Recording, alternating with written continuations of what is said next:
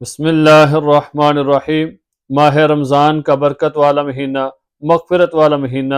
دوزخ سے بری ہونے کا مہینہ گزر رہا ہے۔ اس مہینے کے آخری عشرے کے اندر اعتکاف کرنا سنت ہے۔ رسول اللہ صلی اللہ علیہ وسلم رمضان کے آخری عشرے میں اعتکاف فرمایا کرتے تھے۔ اعتکاف کا معنی ہے کہ ٹھہرنا، رکنا۔ اعتکاف کرنے والا شخص ایک خاص مدت کے لیے ایک خاص جگہ میں، یعنی مرد حضرات مسجد میں ٹھہریں گے، اور جو عورت اعتکاف کرنا چاہتی ہے وہ اپنے گھر کے اندر ایک مخصوص جگہ جو اپنے لیے خاص جگہ منتخب کرتی ہے اس کے اندر ٹھہرے گی تو اس کو اعتکاف کہتے ہیں۔ حضرت عائشہ رضی اللہ تعالی عنہا ارشاد فرماتی ہیں رسول اللہ صلی اللہ علیہ وسلم ہر رمضان کے آخری عشرے میں اعتکاف فرمایا کرتے تھے، اور یہاں تک کہ رسول اللہ صلی اللہ علیہ وسلم کو اللہ تعالیٰ نے وفات دے دی، پھر اس کے بعد رسول اللہ صلی اللہ علیہ وسلم کی ازواج مطہرات رضی اللہ تعالی عنہن اعتکاف فرمایا کرتی تھی۔ تو اعتکاف کرنے کی بہت زیادہ فضیلت ہے۔ حضرت ابن عباس رضی اللہ تعالی عنہ روایت کرتے ہیں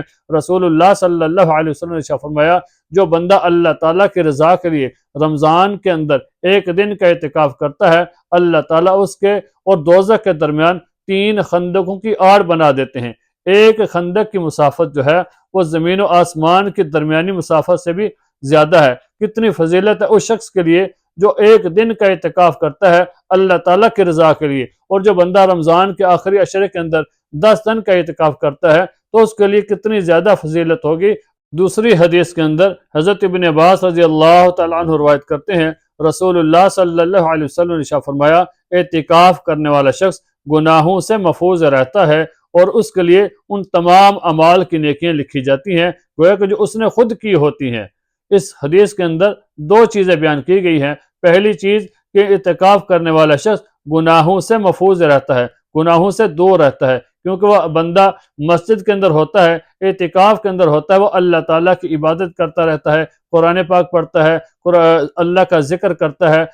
نفلی نماز ادا کرتا ہے، مسجد کے اندر بیٹھا رہتا ہے، تو گناہوں سے دور رہتا ہے، گناہوں سے محفوظ رہتا ہے۔ پھر اس کے لیے ان تمام اعمال کی نیکیاں لکھی جاتی ہیں جو اعتکاف سے پہلے وہ باہر کیا کرتا تھا، جیسے کہ کسی جنازے میں شریک ہوتا تھا، یا کسی بیمار کی عیادت کرتا تھا، یا کسی غریب کی مدد کرتا تھا۔ تو ایسے جو اعمال وہ پہلے کیا کرتا تھا، اب اعتکاف کی وجہ سے، مسجد میں بیٹھنے کی وجہ سے، اللہ تعالیٰ کی رضا کے لیے جو بیٹھا ہوا ہے مسجد میں، اس اعتکاف کی وجہ سے وہ اعمال نہیں کر سکتا، تو اللہ تعالیٰ ان اعمال کی نیکیاں اس کے نامہ اعمال میں لکھوا دیتے ہیں کہ اس کو وہ نیکیاں ملتی رہتی ہیں کہ جو پہلے وہ کرتا تھا۔ حضرت عائشہ رضی اللہ تعالی عنہا روایت کرتی ہیں رسول اللہ صلی اللہ علیہ وسلم رمضان کے آخری عشرے میں اعتکاف فرمایا کرتے تھے، اور فرمایا کرتے تھے کہ رمضان کے آخری عشرے میں لیلۃ القدر کو تلاش کرو، اور اعتکاف کا مقصد بھی یہ ہے کہ لیلۃ القدر کو پا لینا، جس کی فضیلت 1000 مہینوں سے بھی